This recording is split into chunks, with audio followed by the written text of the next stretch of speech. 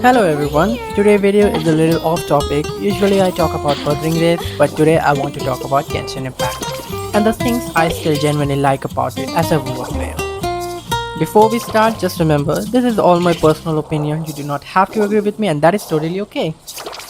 Alright, so the first thing I still love about Genshin Impact is its story.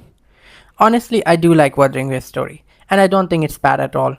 In fact, it's been getting better, especially with the new region Lahairoi. But Genshin story just hits differently. I love how they keep older characters involved in the narrative, and how every character has a depth, even the 4 stars feels alive. And the lore, it's amazing. The way they build hype for the character years in advance, like Skirk, the Archons, the Fatui, or the Sarista, is honestly impressive.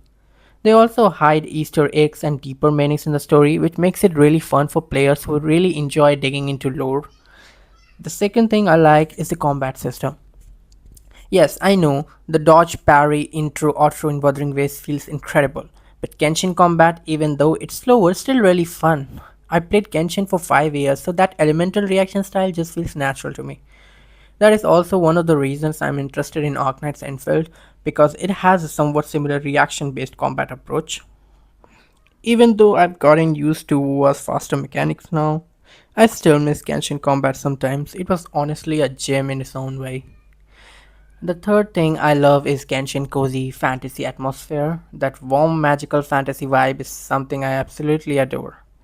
That is actually why I'm happy Wuthering Waves is moving from a purely post-apocalyptic world towards more fantasy and sci-fi themes with Lahairoi. Each nation in Genshin feels alive and culturally distinct. Sumeru, with its massive tree, dense forests, and deserts, has a strong Middle Eastern inspiration. And then there is Inazuma, has that beautiful Japanese aesthetics. I can't really comment on Natlan though. I personally did not like it. That is actually where I quit. But aside from Natlan, I truly loved Genshin Impact worldwide.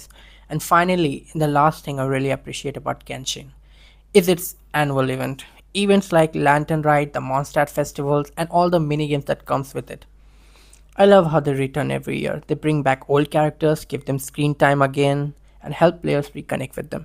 And honestly, this is something we really need in Wuthering Waves. Like I want to meet Carlota and Phoebe again, but once the patch ends, there is no event or place to interact with them. It sometimes feels like Kuro forgets older characters when new one releases, and I'm especially worried about our newest daughter.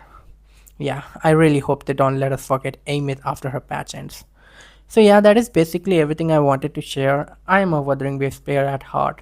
Even though I quit Genshin mainly because I did not have enough storage for both games, I will always appreciate it for these things and more. If you have anything to add, feel free to comment below. I love to hear your thoughts.